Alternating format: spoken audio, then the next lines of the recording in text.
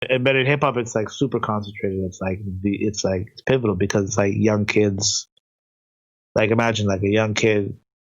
If you go to the origin story, you have a young kid who, quote unquote, has nothing and is building something from nothing, which is not really true because they're drawing on all these things that were from the past, but still, you see what I mean? Like they don't have like access to a music program in school. They don't have access to a school because the whole block is burnt out or whatever, and they find creative tools of expression, and it unites a whole bunch of kids that would otherwise be at each other's throats.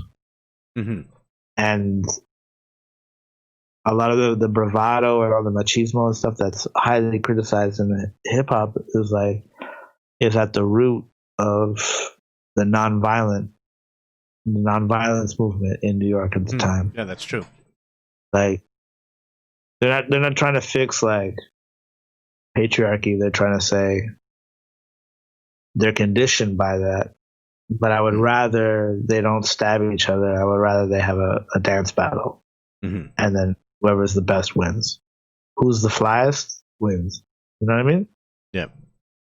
And I think that just removes a lot of like, whereas now the street, the value of like what the street is or like how hard you are weighs way more than your skill level. Mm-hmm. So like we're at the exact opposite of the spectrum of like what the forefathers of this music wanted to see happen with it as a movement, as a national movement. You know, they knew that it was going to be bigger than New York. But if you could imagine like, you know, 15, 16-year-old kids like uniting gangs in New York in the 70s, like fucking ballsy. It's like beyond belief. Yeah. Sometimes when I read the work, I'm like, oh my God, like the history is deep, man. Those kids had fucking balls. And they were hard as shit. They were hard as shit. Sorry, there was a mock there. It's all good. It's all good. Yeah.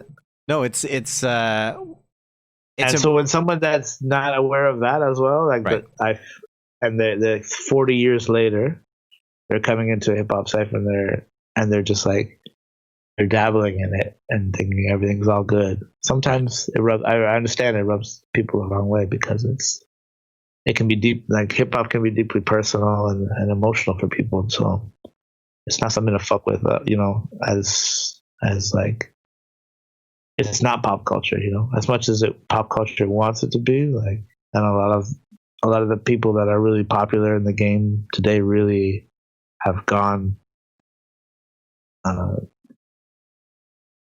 like they dumb down their lyrics. They can do better, but they're like, it's not what sells. It's not what this is. Not so.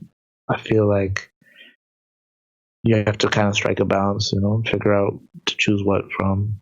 And if you're an active listener and if you really want to be involved in hip hop music and production, then you got to go to the sources and you have to like, there's a lot of work to look, you know, you got to look at a lot of production. There's so much variety in hip hop music production. Absolutely. But a lot of them, they all share fundamentals, and that's what you got to like learn how to listen for.